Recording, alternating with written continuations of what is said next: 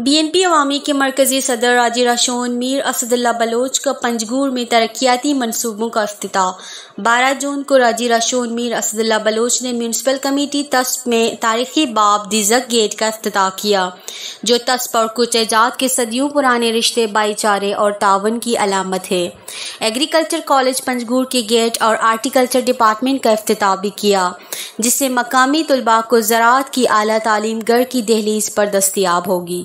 راجی راشون نے کہا کہ پہلے پنجگور کے نوجوان زراعت کی تعلیم کے لیے سندھ اور پنجاب جاتے تھے، اب یہ سہولت مقامی طور پر میسر ہے۔ انہوں نے یونیورسٹی آف مکران کا بھی ذکر کیا، جو BNP عوامی کے تعلیمی ویژن کا عملی ثبوت ہے۔